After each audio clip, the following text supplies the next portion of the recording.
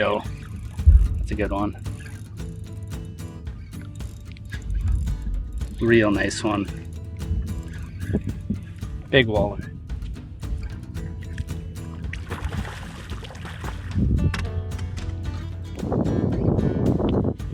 All right, we got boats around us, so I'm gonna be real quick. I'm gonna get this beauty back in the water here. So this is video 2 in fall walleye fishing tips. It's gonna be all about presentation, and we're gonna move to a different spot here where there's less boats, so we can talk through some presentation tips that'll help you catch fish in fall. All right, so I found a spot not only away from other people, but it's also in the shade, which is awesome on a real toasty, warm fall day like we got today. This is one of those years where it seems like it's taken us a little bit of time to get into that fall season even. It's gonna be pretty warm even in the few days ahead of when I'm filming this. But anyway, let's get into video number 2 in this quick little mini series that's gonna be about finding and catching walleyes in fall. So this video is gonna be all about presentation. Now, that last fish that I caught was caught on a jig. So a jig is gonna be an absolute staple this time of year. There's so much you can do with it. Before I get too deep into a bunch of the different presentations, and like I said, I wanna keep this short. Before I get too deep into a lot of the presentations, one thing that I will say is one thing that's actually critical for me is I like to stick with my summer patterns for as long as I can possibly get away with them. I think a lot of people, they see mid-September, they see October, and they just instantly think, well, I haven't been out on the lake for 2 weeks. I'm just gonna instantly start using my classic fall presentations. But in a lot of cases, what I like to do is I actually like to stick with the ways I've been catching them all summer, stick with those tactics for as long as I can. Hopefully, I got some waves hitting the rocks here. Hopefully that isn't too loud, but I like to stick with those patterns for as long as I possibly can. So that might be a jig and a crawler, that might be a drop shot. There's a bunch of different ways that you can catch them in fall, especially early fall, that aren't necessarily your traditional fall patterns. So that being said, from early fall all the way to late fall, a jig is gonna be an absolute staple for you in fall. I would have at least one jig tied on, if not a couple different sizes or a couple different variations, because there's just so much you can do with it. You can be so versatile in the way that you fish it. You can put a night crawler on there, you can put a leech on there, you can put a minnow on there, which is very, very big this time of year.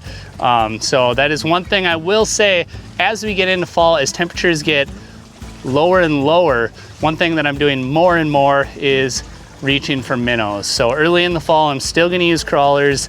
Obviously, leeches are hard to get, but if you can get leeches in fall, I mean, that's gonna just be a really, really effective live bait that you can use all year. But as we get deeper into fall, I'm reaching more for minnows and I'm reaching more for plastics. So the eye candy paddle shad is gonna be a go-to, and then also the eye candy minnow. Those are two that I always have tied on. So that's gonna be really, really critical this time of year. So jigs are big, always have jigs. And then the other thing, like if there's like a 1, 2, 3 punch of fall walleye fishing, it's gonna be having a jig ready and then also having a rig. So you got, you know, some sort of weight, whether it's a bullet weight or a cylinder weight. Northland actually makes some awesome tungsten weights that I like to use a lot. The nice thing about tungsten is it transmits the feel of what you're kind of dragging your weight across a little bit better, so you can feel those sand to rock transitions. But pulling some sort of rig with a minnow on it, you might have a 4-foot leader, an 8-foot leader, something like that.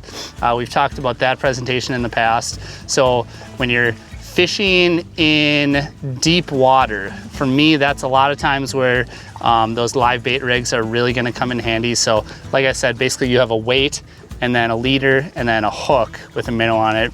You can also use shallower you can also use smaller, shorter leaders, lighter weights, and you can cast live bait rigs up shallow as well. So that's another option. For the most part, I tend to prefer a jig in those situations, but a rig can be very versatile if you play with leader length and weight and whatnot and stuff like that. So that's number one. Number two, and then for me, another really big one is going to be a glide bait. So the puppet minnow is going to be a great example.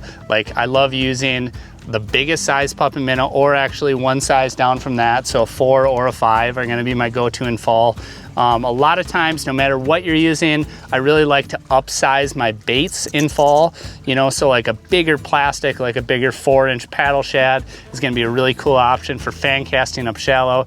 But when you're talking about hard baits, that might mean using the biggest, like size 5 puppet minnow or something like that. So they're not an extremely versatile bait, but they're very, very effective for getting fish to bite, getting a reaction strike. That's another thing I should mention.